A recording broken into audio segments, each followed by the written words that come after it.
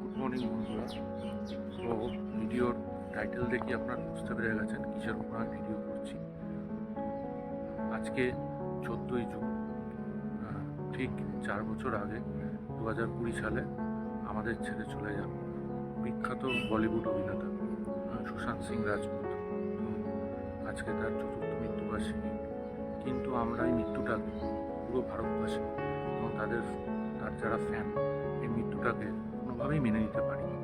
কারণ সে আমাদের মনের কাছে এখনও রয়েছে এবং পুরো বলিউড, আমি আবারও বললাম, পুরো বলিউড এবং পুরো ভারত এই সুশান্ত সিং রাজপুতের মৃত্যুটাকে কোনোভাবেই মেনে নিতে পারে। 2020 সালে ঠিক 14ই জুন দুপুরবেলা আমাদের কাছে এই অবাক করা খবরটা আসে, যেটা দেখে পুরো ভারত স্তম্ভিত হয়ে যায়।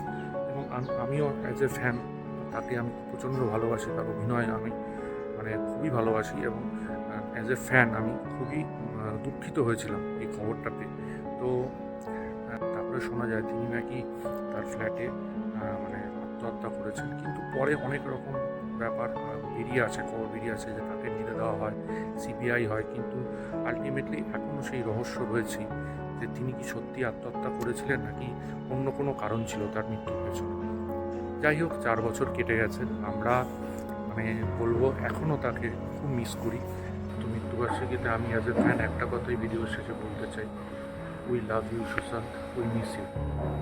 ভাবছিলাম সকাল থেকে একটা ভিডিও বানাবো, তো এটা আমার পক্ষ থেকে, আমার চ্যানেলের পক্ষ থেকে সুশান্ত সিং রাজপুতের জন্য ছোট্ট একটা শ্রদ্ধার বলি। আমরা যাতে আজও বলতে পারি। নতুন আবার কোনো একটা ভিডিও নিয়ে আসবো। ভালো লাগলে লাইক, শেয়ার, সাবস্ক্রাইব করুন, পাশে থাকা বেল আইকনটা ক্লিক করুন।